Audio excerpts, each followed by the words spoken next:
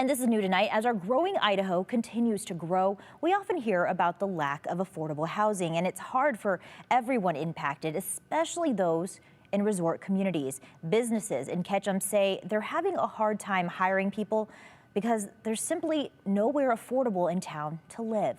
Our Tristan Lewis spent the day in Ketchum to give us a look at the impact.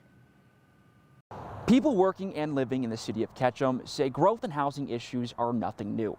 But just in the last few years, those issues have amplified.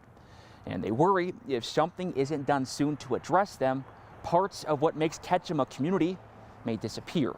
If you were to ask a Ketchum local what a staple of the city is, many would reply Perry's Restaurant. I think we're a part of the community. We've always been a little off the beaten path. Owner Keith Perry and his wife Paula opened the restaurant 37 years ago.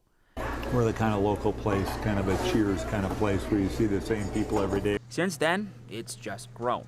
Perry says on a good day, the eatery could serve nearly 1,000 people. This will do almost $2 million in sales this year. But after nearly 4 decades serving the people and visitors of the Wood River Valley, Perry's will close their doors at the end of May. We're at a stage in life that it was just a good time for us to kind of pack it in. Last year, he sold the building that houses the restaurant, which sparked the idea for him and his wife to retire and sell the business to someone else.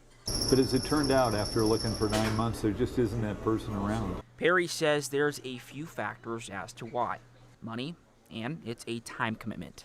You've got to want to work like we do, which lately is 70 or 80 hours a week, and you got to have a place to live. He says that's due to employee shortage because of a lack of affordable housing in the city. We used to get years ago, it'd be somebody that would graduate from college and they'd go, oh, I'm going to go ski for a year before I get a real job, and there was this people around. But right now it's literally impossible to live here. Ketchum's housing assessment shows the city will need about 660 to 980 homes in the next 10 years to keep up with the growth and need.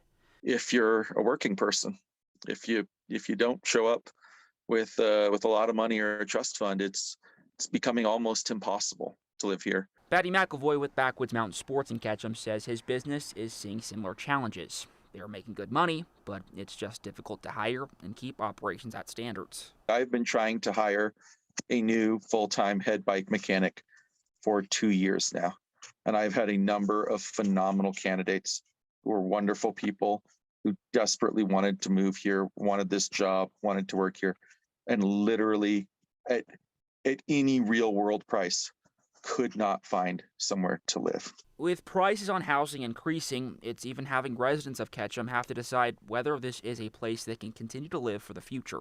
If I wanted to continue to live here, to raise a family here, that option is being taken away from this crisis that Ketchum is undergoing. Esther Williams grew up in Ketchum, went away for a few years, and came back because she says this is home.